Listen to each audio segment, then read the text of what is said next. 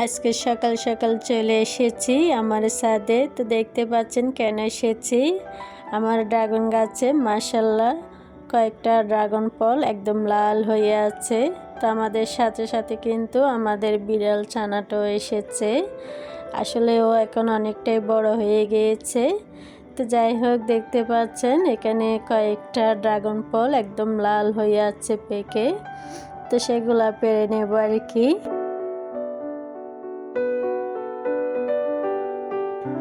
আসসালামু আলাইকুম, কেমন আছেন সবাই আমার সকল প্রিয় আপু ভাইয়েরা? আশা করছি যে যেখানে আছেন অনেক বেশি ভালো এবং সুস্থ আছেন। আলহামদুলিল্লাহ আমিও বেশ ভালো আছি। কাছে দূরে যে যেখান থেকে বসে আজকের ভিডিওটা দেখা শুরু করেছেন সবাইকে আমার ইউটিউব চ্যানেলের পক্ষ থেকে আরও একবার স্বাগত জানাই।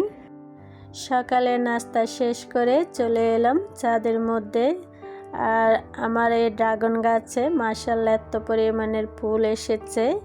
আসলে ফুল আসার কারণ আছে, আমি এখানে 2 রকমের সার ব্যবহার করেছিলাম, তো যার কারণে এত পরিমাণের ফুল এসেছে।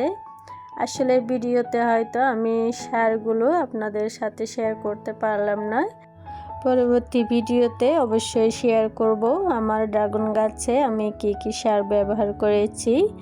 তো যাই হোক, ড্রাগন ফলগুলো আমি ধুয়ে পরিষ্কার করে নিয়েছি, এখন ছেলে মেয়েদেরকে কেটে দেব। আসলে ড্রাগন ফলগুলো তেমন একটা বড় হয়নি, একদম ছোট। তো যাই হোক, আসলে অনেকে বলে ড্রাগন ফল নাকি খেতে ভালো লাগে না, অনেকে হয়তো পছন্দ করে না। এমনিতে আমার ছেলে মেয়ে আমরা কিন্তু সবাই ড্রাগন ফল খেতে অনেক বেশি পছন্দ করি, ভালো লাগে। তো এদিকে আমি ড্রাগন ফলগুলো পরিষ্কার করে কেটে নিচ্ছি।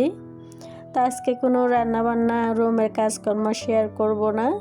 আজকে আমার ছোট ননদের বাসায় আমাদের দাওয়াত ছিল। তো এই ভিডিওটা হচ্ছে শুক্রবারের ভিডিও। তো শুক্রবারে আমার ছোট ননদের বাসায় দাওয়াত ছিল আর কি, তো সেখানে যাব।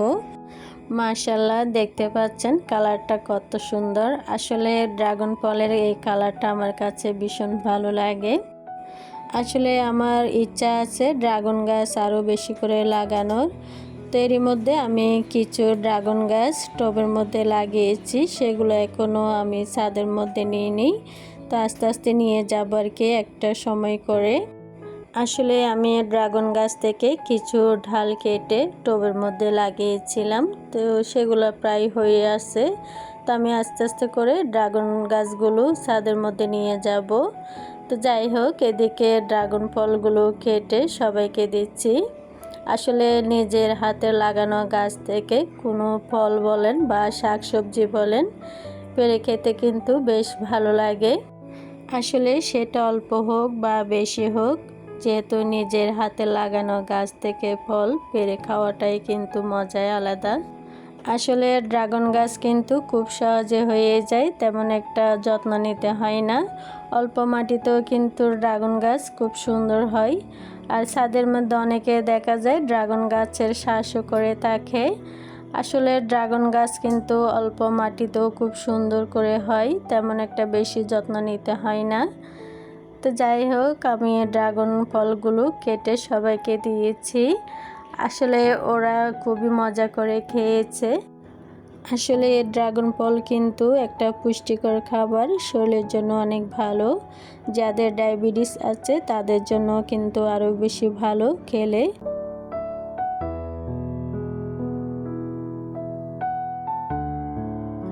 আর এদিকে বাহিরে এত বৃষ্টি নেমেছে। আসলে আমার ছোট ননদের বাসায় যাওয়ার জন্য আমরা রেডি হয়ে বসে রয়েছিলাম।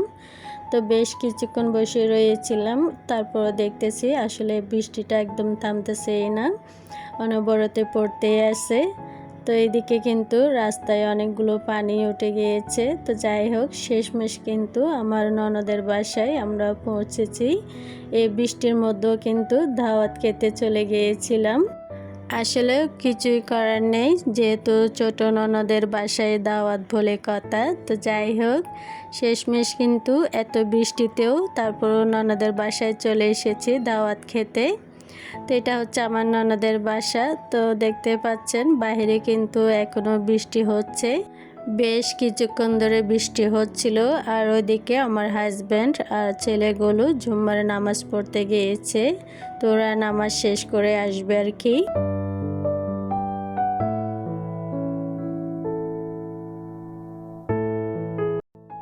আসলে বৃষ্টি যেমন দেখতে ভালো লাগে, ভিজতেও কিন্তু অনেক বেশি ভালো লাগে। তো এখানে অনেকের দেখেছি ছাদের মধ্যে উঠে কিন্তু অনেকে ভিজতেছে, ছোট বড় সবাই মিলে কিন্তু অনেক আনন্দ করে ভিজতেছে। হয়তো বোঝা যাচ্ছে না আর কি, ক্যামেরাতে হয়তো তেমন একটা বোঝা যাচ্ছে না। আসলে বৃষ্টিতে ভিজতে কিন্তু বেশ ভালো লাগে। আসলে এত পরিমাণের গরম পড়ে, এই গরমের মধ্যে কিন্তু বৃষ্টি হওয়াতে অনেকটাই স্বস্তিও মিলেছে।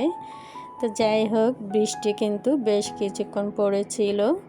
আর এদিকে আমার ছোট ননদ কিন্তু মাশাআল্লাহ ওর রুমটাকে খুব সুন্দর করে গুছিয়ে রেখেছে। আসলে আমার ছোট ননদের রুম দেখে হয়তো অনেকে চিনতে পেরেছেন। তো আমার ননদের একটা চ্যানেল আছে, ও চ্যানেলের নাম হচ্ছে সৌদি প্রবাসী বউ, হয়তো অনেকের নাম শুনে চিনতে পেরেছেন। তো যাই হোক, ওর বাসায় এসেছি দাওয়াত খেতে। আর খুব সুন্দর করে রুমটাকে কিন্তু সাজিয়ে রেখেছে।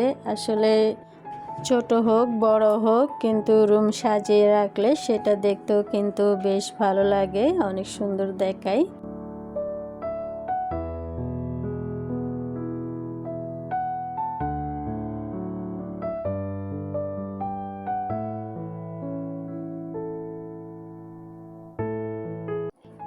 যাই হোক, অফ ক্যামেরায় নাস্তা করে নিয়েছিলাম, তো সেগুলোর ভিডিও করা হয়নি। তো এদিকে সবাই মিলে এখন দুপুরে খাওয়া দাওয়া শুরু করেছি। তো সবাই জুম্মার নামাজ শেষ করে আসার পরে তারপর খাওয়া দাওয়া শুরু করেছি আর কি। তো এদিকে আমার ছোট ননদ কিন্তু আমাদের জন্য অনেকগুলো খাবারের আয়োজন করেছে, খুবই মজার মজার রান্না করেছে। আর আমার ছোট ননদের হাতের রান্না কিন্তু দেখতে যেমন সুন্দর হয়, খেতেও ভীষণ মজা হয়।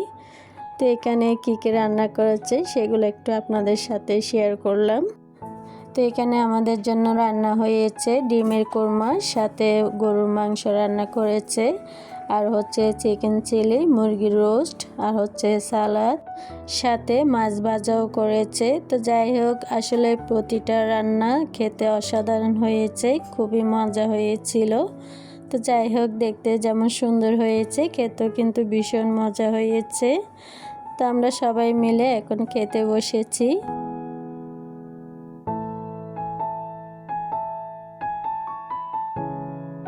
যাই হোক, আমার ভিডিওটা আপনাদের কাছে কেমন লেগেছে অবশ্যই কমেন্ট করে জানাবেন।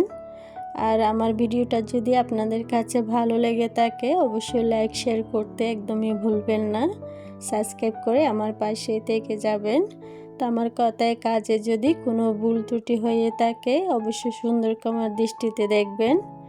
সবার সুস্থতা কামনা করে আজকের মতন বিদায় নিচ্ছি। একটা নতুন ভিডিও দেখার আমন্ত্রণ জানিয়ে সবাই ভালো থাকবেন, সুস্থ থাকবেন। আল্লাহ হাফেজ, আসসালামু আলাইকুম।